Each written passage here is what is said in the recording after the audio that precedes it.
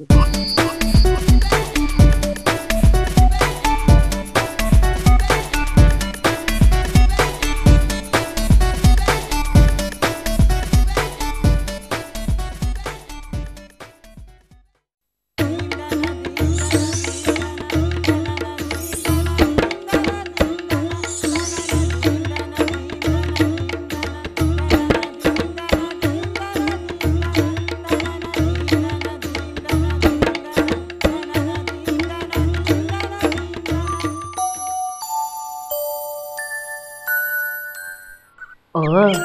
তোমরা সকলে চলে এসেছো? হ্যাঁ হ্যাঁ, আমরা সকলে চলে এসেছি। এবার তুমি তোমার ঝুলি থেকে গপ্প বার করে আমাদের শোনাও। হ্যাঁ, কানা মামার এই গপ্প ছাড়া আর কি আছে তোমাদের দেওয়ার মতো? শোনো তাহলে।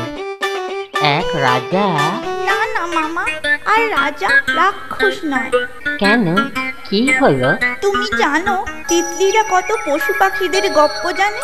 আজ আমাদের পশু পাখিদের গপ্প বলতে হবে। ঠিক আছে, তাই শোনাবো, কিন্তু তোমরা গপ্পগুলো চিরদিন মনে রেখো। শোনো তাহলে।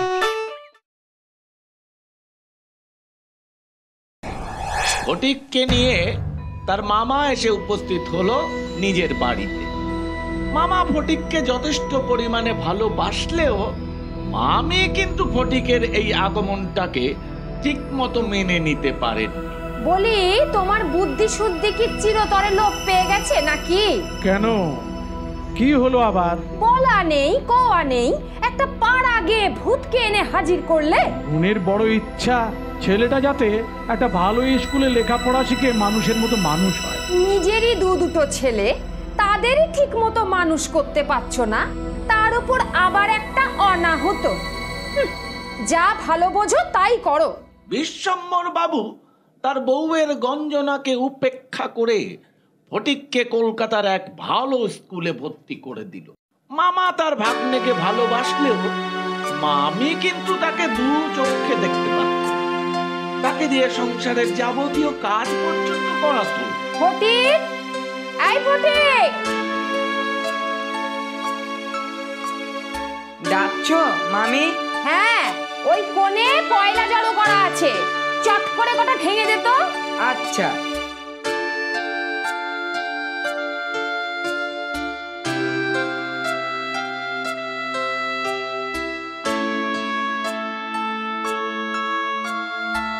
থাক থাক, হয়েছে, যাও ওই কলতলায়, এক বালতি জামা কাপড় আছে, কেচে নিয়ে মাথায় দুমক জল ঢেলে এসো।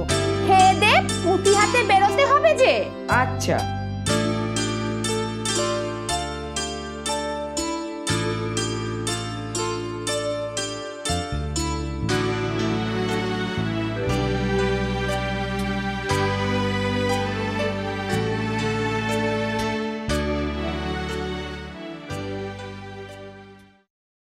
ফটিক, কিশলয় মানে কি?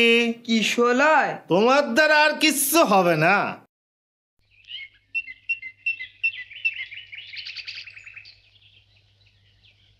কি করে হবে? আজ এই বই হারাচ্ছে, কাল ওই বই হারাচ্ছে। আমি বলি কি, তুই লেখাপড়া ছেড়ে বরং ঘোড়ার ঘাস কাট, বুঝলি? মামা, আমি মায়ের কাছে যাব, বাড়ি যাব। যাবি? আগে স্কুলের ছুটি তো পড়ো। কবে ছুটি পড়বে? সেই কার্তিক মাসে, পুজোর সময়। কার্তিক মাস? সে তো অনেক দেরি।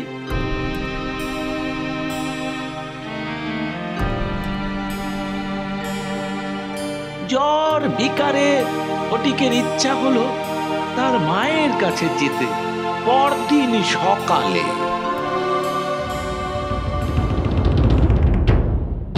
সে কি গো, কোথাও নেই? না, তবে আর বলছি কি? তাহলে তো থানায় খবর দিতে হয় দেখছি। বিশ্বম্ভর বাবু থানায় খবর দিল। উৎকণ্ঠায় কেটে গেল সারা দিন।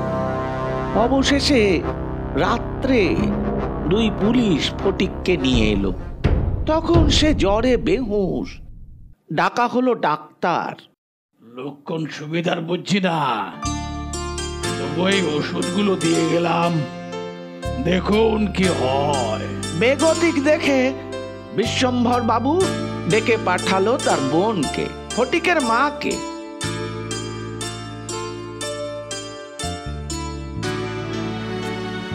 যখন ফটিকের মা এলো তখন ফটিকের প্রলাপ বকা শুরু হয়েছে। এক পাও মেলে না, দুই পাও মেলে না। ফটিক, বাবা ফটিক আমার, কি হয়েছে বাবা? মা, আমার ছুটি হয়েছে মা, এখন আমি বাড়ি যাচ্ছি। এক বাও মেলে না, দুই বাও মেলে না। ফটিক ফটিক মারা গেল, কিন্তু তার ভব সমুদ্রের গভীরতা এ জন্মে আর মাপা হলো না। ছাত্রবৃত্তি ক্লাসের 2-3 শ্রেণী নিচে বাংলার পণ্ডিত ছিলেন শিবনাথ।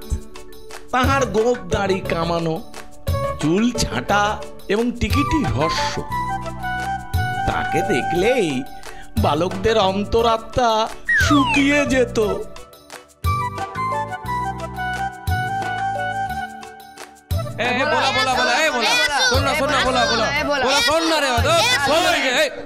বাঁদরের দল,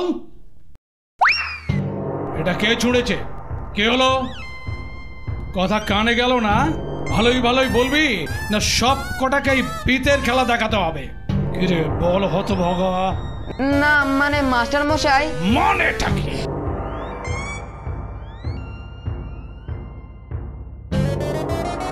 ও বাবা গো, ও মা, ছেড়ে দিন, ছেড়ে দিন। বল পুঁটলাটা কে ফেলেছে? আগে ভোলা মাস্টার মশাই। ভোলা, উঠে আয়। বই খাতা নিয়ে মশকরা হচ্ছে। বাবা গো, মা গো, পায়ে পড়ে পণ্ডিত মশাই, আর কখনো এরকম হবে না। হবে না, হবে না, না নে ছেড়ে দিলাম। নে ছেড়ে দিয়েছি, যা এবার কান ধরে বক হয়ে দাঁড়া। পান নামিয়েছিস কি আবার বেতের ঘা? দেবকুলে যমের সাথে আমাদের নরকুলে এই শিবনাথ পণ্ডিতের তুলনা করা চলে, এবং তাদের সদা সর্বদা কামনা ছিল যে দেবালয়ে গমন করতে তিনি যেন অধিক বিলম্ব না করেন, আর তারা যাতে তার হাত থেকে তাড়াতাড়ি মুক্তি পায়।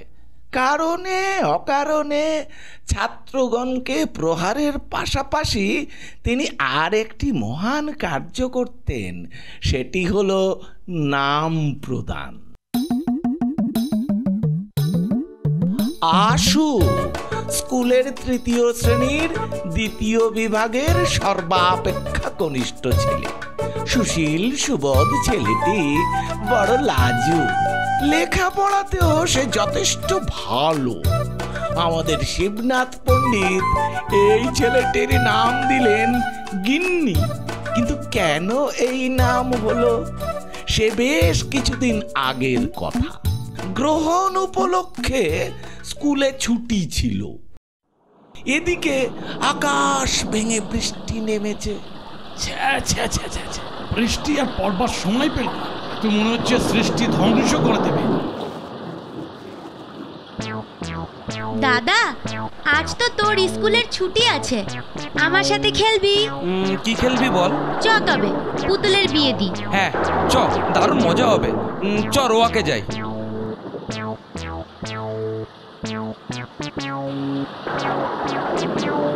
দাদা, পুতুলদের তো বরকনের সাজ পরানো হয়ে গেছে, এবার বিয়ের অপেক্ষা। কিন্তু বিয়ে দিতে গেলে তো পুরুত লাগবে, পুরুত পাবি কোথায়? দূর দূর দূর, জঘন্য বৃষ্টি, আমার নামই নেই। দাদা, ওই দেখ একটা লোক দাঁড়িয়ে আছে, ওকে পুরুত ঠাকুর হতে বলবো? হ্যাঁ হ্যাঁ, বেশ হয়। এই, তুমি আমাদের বোনের বিয়ের পুরুত হবে? এ বাবা, পণ্ডিত মশাই! কিরে, তারপর এই গল্প তোদের কেমন লাগলো? দারুণ পণ্ডিত মশাই। আর তাই আজ থেকে আমি আশুর নতুন নামকরণ করলাম গিন্নি। গিন্নি গিন্নি গিন্নি গিন্নি। তারপর থেকেই সারা স্কুলে আশুর নতুন নাম হলো গিন্নি। উলাপুর গ্রামের এক ছোট্ট ডাকঘর, লোক বলতে একমাত্র পোস্ট মাস্টার। সকালে রাঙার এসে চিঠি দিয়ে দূরের দেশে যাবার চিঠি নিয়ে চলে যায়। পোস্টমাস্টারটি কলকাতা থেকে সবে এসেছে। এই পোস্টমাস্টারের দেখাশোনা করার জন্য এক বাচ্চা মেয়ে আছে, নাম রতন। একদিন রতনকে নতুন পোস্টমাস্টার ডাকলেন। ডাকছো বাবু? হ্যাঁ রতন, তোর মা কোথায় রে? মা নেই, মরে গেছে। আর বাবা? বাবাও মরে গেছে। হ্যাঁ রে রতন, আগের বাবু কেমন ছিল রে? খুব বকাঝকা করতো। আর আমি? ভালো, একটুও বকো না। কিন্তু এরকম নোংরা কাপড় চোপড় পরে আছিস কেন? এতদিন সময় পাইনি, কাল কাচবো। এটা কে গো বাবু? এ আমার ছোট বোন। এর কত গুণ জানিস? গান গাইতে জানে, লেখাপড়া জানে। তুই লেখাপড়া জানিস? না। শিখবি? শেখাবে? এই নে 1 পয়সা, একটা দোকান থেকে চট করে স্লেট পেন্সিল কিনে নিয়ে আয়। আচ্ছা বাবু। এরপর প্রত্যহ নিয়ম করে সকাল সন্ধে রতন লেখাপড়া শুরু করলো।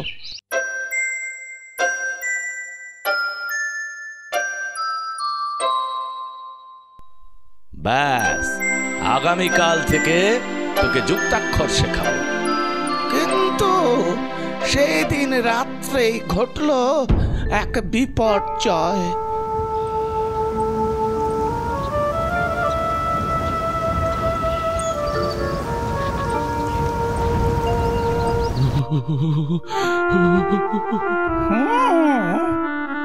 ম্যালেরিয়া। রতন সকাল সন্ধে একটা করে কুইনিন বড়ি দিবি, আর সেরকম কিছু বুঝলে আমার খবর দিবি। এরপর রতনের অনেক যত্নে নতুন পোস্টমাস্টার বাবুটি সুস্থ হয়ে উঠেছেন। একদিনই তিনি রতনকে বললেন, রতন, কালই আমি চলে যাচ্ছি। কোথায় যাচ্ছ দাদা বাবু? বাড়ি যাচ্ছি। আবার কবে আসবে? আর আসবো না।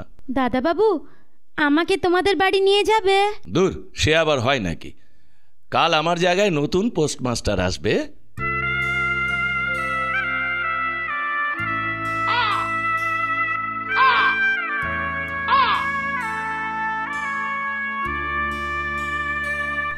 আপনি নিশ্চিন্তে যেতে পারেন, আমি সমস্ত কিছু বুঝে নিয়েছি। আর একটা কথা, এখানে রতন বলে যে মেয়েটা থাকে, তাকে আমি লেখাপড়া শেখাচ্ছিলাম। যুক্তাক্ষরটা বাকি আছে, পারলে শেখাবেন। আচ্ছা চলি।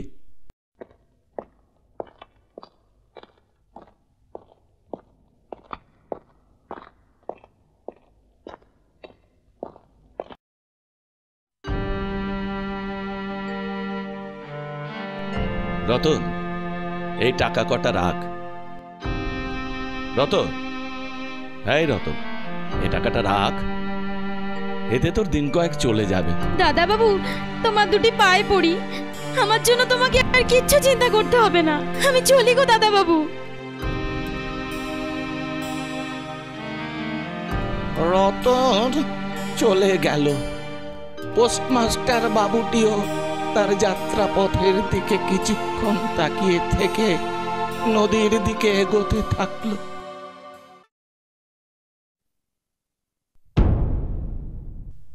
শহরের কোণে মাঠের ধারে এক পুরনো বাড়িতে পিটার থাকতো।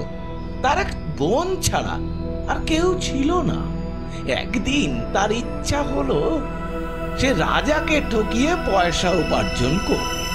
তাই সে গেল রাজার কাছে। কে তুমি?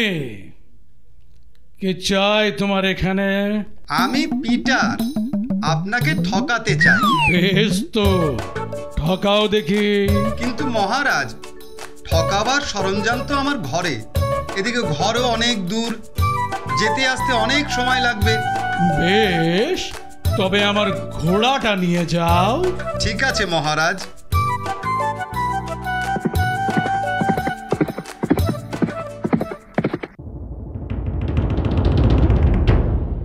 মহারাজ, অনেকক্ষণ তো হলো, কিন্তু পিটার এখনো তো এলো না। ছেলেটা বেজায় চালা, দাঁড়া, বেটাকে উচিত শিক্ষা দিতে হবে। প্রহরী, আমার ঘোড়া বের করো।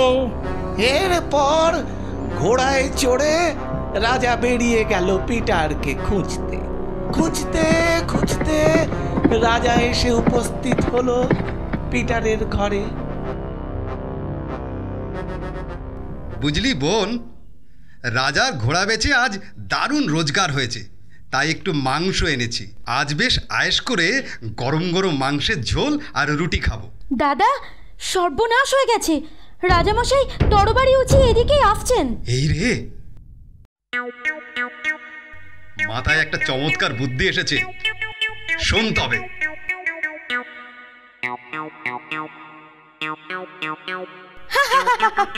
তোকে কিচ্ছু চিন্তা করতে হবে না দাদা, আমি সব ব্যবস্থা করছি।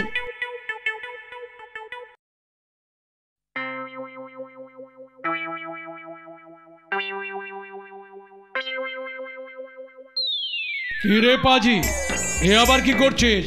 আগে ভাত রাঁধছি। ভাত রাঁধছিস, কিন্তু তোর আগুন কই? এ তো দেখি একটা ভাঙা শিল।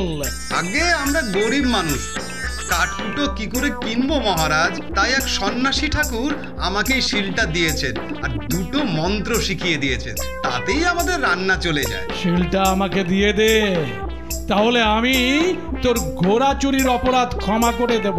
কিন্তু মহারাজ, আমি গরিব মানুষ, আপনি শিলটা কেড়ে নিলে আমাদের রান্না বান্না চলবে কেমন করে? দোহাই মহারাজ, শিলটা নেবেন না। ঠিক আছে ঠিক আছে, আর কান্নাকাটি করতে হবে না। এই নে। কি আর বলবো মহারাজ, আপনি যখন মনস্থির করে ফেলেছেন তখন এই নিন শিল, আর শিখে নিন মন্ত্রটা।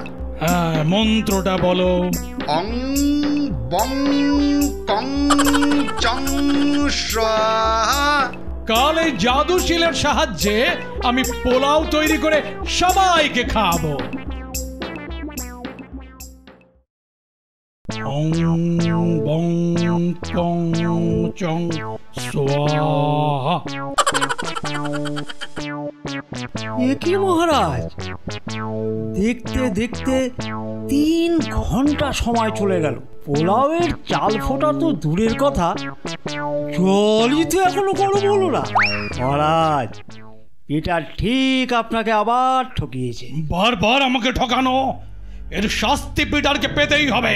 সেনাপতি, আদেশ মহারাজ। পিটারকে এই মুহূর্তে একটা কাঠের বাক্সে বন্দি করে সমুদ্রের ওপর পাহাড়ের চূড়ায় রেখে দিয়ে এসো। 3 দিন ধরে ওকে ওই অবস্থায় রাখবে। তারপর সে যখন ক্ষুধায় তৃষ্ণায় খুব কাতর হবে, তখন তাকে সমুদ্রের জলে ঠেলে ফেলে দেবে। রাজার কথা মতোই কাজ হলো, কিন্তু ভগবান যার সহায়, তাকে কেই বা মারতে পারে? পিটারের ক্ষেত্রেও ঠিক তাই হলো। সে ওই কাঠের বাক্স থেকে মুক্তি পাওয়ার অপেক্ষায় জোরে জোরে গান গাইতে লাগলো। দিনটা দিনা তা দেই দেই স্বর্গে যাবার রাস্তা এই, দিনটা দিনা তা দেই দেই স্বর্গে যাবার রাস্তা এই, দিনটা দিনা তা দেই দেই স্বর্গে যাবার রাস্তা এই। এমন সময় এখানে এলেন এক বিদেশি বণিক। কণ্ঠস্বর শুনে মুক্ত করলেন পিটারকে।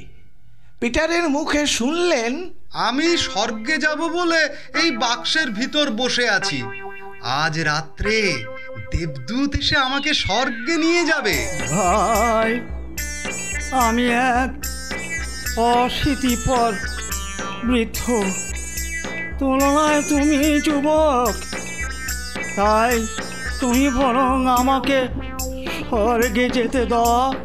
বদলে আমার সমস্ত সম্পত্তি আমি তোমার নামে লিখে দিচ্ছি। পিটার বৃদ্ধের কথায় রাজি হলো, গিয়ে বসলো বাক্সের ভিতর। রাত্রিকালে রাজার সৈনিকরা এসে বাক্সটা সমুদ্রের জলে ফেলে দিল। বর্তমানে সেই বণিকের সম্পত্তি পেয়ে সে আর তার বোন রাজার হালে থাকে। স্বয়ং রাজা মশাই পর্যন্ত তাদের যথেষ্ট সমীহ করে চলে। হরিহরপুর বিদ্যালয়ের ষষ্ঠ শ্রেণীতে এক নতুন ছাত্র এসেছিল। তার নাম ছিল শ্যামলাল। সে এসে প্রথম দিনই সকলকে জানালো, জানিস ভাই, আমি পোয়েট্রি লিখতে পারি। ওমা, তাই নাকি? আমরাও ছেলেবেলায় ঢের ঢের কবিতা লিখেছি। লিখতে পারো, কিন্তু আমার মতো লেখনি। তা তোমার লেখা কবিতা 2 লাইন পড়ে শোনাও না। বেশ, শোনো তবে। ওহে বিহঙ্গম, তুমি কিসের আশায় বসিয়াছ উচ্চ ডালে, সুন্দর বাসায় নীল নভমণ্ডলে উড়িয়া উড়িয়া কত সুখ পাও। আহা, ঘুরিয়া ঘুরিয়া যদ্যপি থাকিত মম পুচ্ছ এবং টানা, উড়ে যেতাম তব শনে নাহি শুনে মানা। আহা, যদি থাকতো তোমার লেজের উপর ডানা, উড়ে গেলেই আপদ যেত, করতো না কেউ মানা। দেখো বাপু, নিজেরা যা পারো না তা ঠাট্টা করে উড়িয়ে দেওয়া ভারী সহজ। শ্রীগাল ও দ্রাক্ষাফলের গল্প শোনোনি বুঝি? শ্রীগাল এবং দ্রাক্ষাফল, সে আবার কি গল্প? উমা, জানো না? বেশ, শোনো তবে। বৃক্ষ হতে দ্রাক্ষাফল ভক্ষণ করিতে লোভী শ্রীগাল প্রবেশ করিল এক দ্রাক্ষা খেতে। কিন্তু হায়, দ্রাক্ষা যে অত্যন্ত উচ্চে থাকে, শ্রীগাল নাগাল পাবে কি রূপে তাহাকে। বারংবার চেষ্টায় হয়ে অকৃতকার্য, দ্রাক্ষা টপ বলিয়া পালালো ছেড়ে রাজ্য। সেই হতে হরে রাম একেবারে তার চেলা হয়ে গেল। হরে রামের কাছে শুনলাম যে শ্যামলাল তার ছোট খাতায় প্রচুর কবিতা লিখেছে, আর 8-10টা হলে তার 100টা কবিতায় সম্পূর্ণ হবে। তখন সে একটা কবিতার বই ছাপাবে। ও বাবা, তাই নাকি? গোপাল স্কুল ছেড়ে চলে যাচ্ছে, সেই উপলক্ষে শ্যামলাল লিখল এক কবিতা। আখি জল ছল ছল, অতি খাঁটি অশ্রু জল, বুকে করে টন টন, দুঃখে ভরে মন প্রাণ। হত ভাগা, ফের যদি আমার নামে পোয়েট্রি লিখবি তো মারবো এক থাপ্পড়। আহা, বুঝলে না তুমি স্কুল ছেড়ে চলে যাচ্ছ কি না? তাইও লিখেছে। ছেড়ে যাচ্ছি তো যাচ্ছি, তাতে তোর কি রে? ফের জ্যাঠামি করবি তো তোর কবিতার খাতা ছিঁড়ে দেব। দেখতে দেখতে শ্যামলালের কথা স্কুলময় রাষ্ট্র হয়ে পড়ল। তার দেখা দেখি আরো অনেকেই কবিতা লিখতে শুরু করলো। এদিকে ঘটল এক অঘটন। স্কুল পরিদর্শনে আসছেন স্কুল ইন্সপেক্টর। ছাত্রগণ, আগামী করল বিদ্যালয় পরিদর্শক মহাশয় আমাদের বিদ্যালয় পরিদর্শনে আসিবেন। তোমরা প্রত্যেকে পরিষ্কৃত হইয়া পরিচ্ছন্ন পোশাক পরিধান পূর্বক বিদ্যালয়ে আসিবে। তোমরা তাহাকে নিজেদের অধ্যাবসায় দ্বারা কোন নব্য সৃষ্টির দ্বারা খুশি করিবার চেষ্টা করিবে। আমি কাল আমার কবিতার খাতাটা আনবো, ইন্সপেক্টর স্যারকে আমার লেখা 2টো কবিতা শোনাবো। কবিতা তৈরি আছে, ইন্সপেক্টর স্যারকে শোনানোর অপেক্ষা। তোমার শোনানোর আগে আমি কবিতা শোনাবো।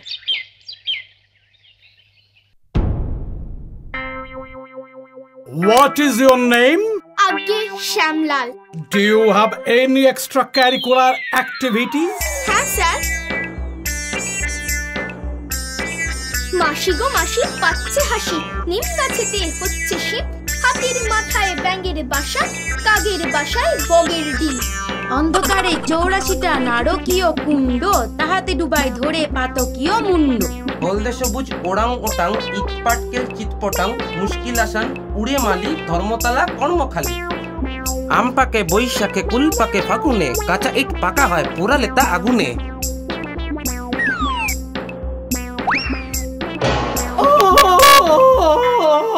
থাগো ছাগল গুতলো, ইন্সপেক্টর স্যারকে ছাগল গুতলো, বাঁচাও বাঁচাও। ইহা কি হইল? স্কুলে কবিতার ছোঁয়াচে রোগ ধরেছে। প্রতিকার কি? বিষের ঔষধ যেমন বিষ, কবিতার ঔষধ সেই রূপ কবিতা। শোনো ছাত্ররা, আমি টিকা দিচ্ছি। পদে পদে মিল খুঁজে গুনে দেখি 14। এই দেখো লিখে দিনু কি ভীষণ পদ্য। এক চোটে একবারে উড়ে গেল সবিতা, কবিতার গুঁতো মেরে গিলে ফেলি কবিতা। শোনো ছাত্ররা, 1 মাস ধরে তোমরা প্রতিদিন 50 বার করে এই কবিতা লিখবে এবং পরদিন স্কুলে এসে আমায় তা জমা দেবে। এই কবিতার কি আশ্চর্য গুণ! তারপর থেকে স্কুলে কবিতা লেখা চিরতরে বন্ধ হয়ে গেল।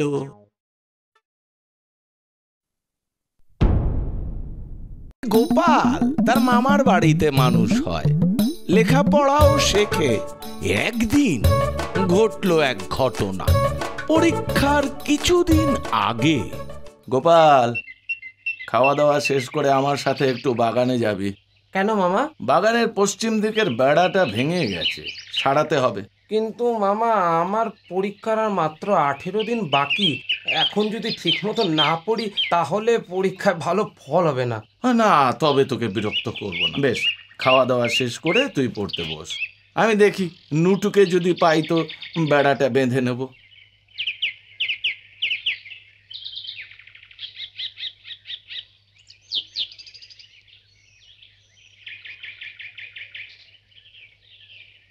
হিরে গোপলা, বই বগলে এই দুপুর রোদে কোথায় যাচ্ছি? 3 তলায় পড়তে যাচ্ছি। পড়বি তো 3 তলায় কেন? এখানে বসে পড় না। না মামা, এখানে সবসময় লোকজন যাওয়া আসা করে, ভোলা গোলমাল করে, পড়বার সুবিধা হয় না। আচ্ছা, যা তবে গিয়ে মন দিয়ে পড়বে। দেখিস আবার পড়িস নে যেন। যাক, ছেলেটার পড়াশুনোয় মন বসেছে। এ হচ্ছে ভোলা, গোপালের ছোট ভাই। বাড়ির সকলের চেয়ে ছোট বলে এখনো স্কুলে ভর্তি হয়নি। দাদা কই গেল মামা? দাদা এখন 3 তলায় বসে পড়াশুনো করছে। আমি দাদার কাছে যাবো।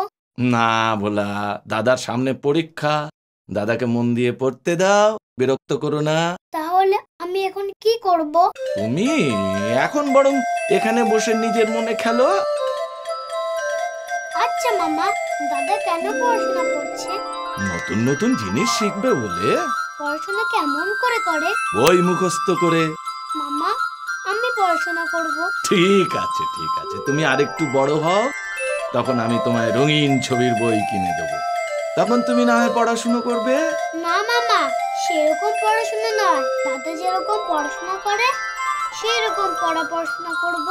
সে আবার কি রকম পড়াশোনা? ওই যে পাতলা পাতলা রঙিন কাগজ থাকে, আর কাঠি থাকে, আর আঠা থাকে। তারপর ওই যে কাগজে আঠা মাখায়, তারপর তার মধ্যে কাঠি লাগায়। সেই রকম পড়াশোনা করব আমি।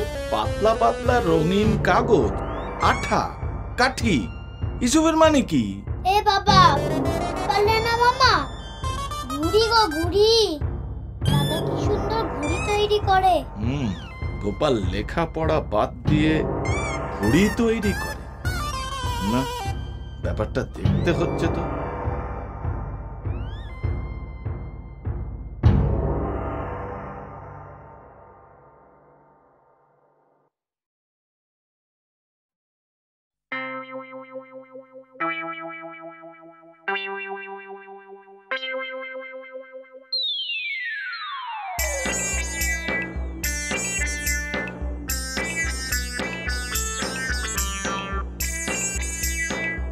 ঠিক আছে, তুই যা, আমি যাচ্ছি।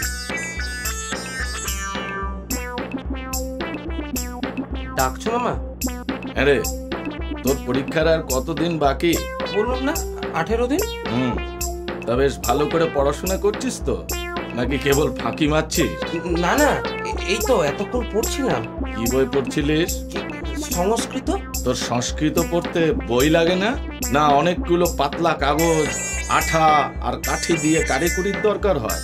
এ বল, মানে বই কোথায়? 3 তলা। এইগুলো তবে কি? কত ভাগা ছেলে, পড়তে যাবার নাম করে তুমি 3 তলায় গিয়ে ঘুড়ি তৈরি করো। আজ থেকে শুরু করে যতদিন পরীক্ষা শেষ না হয় ততদিন তুই এইখানে বসে পড়। আর তোর ঘুড়ি, লাটাই, সুতো আমার দেরাজে তোলা থাকবে, বুঝলি?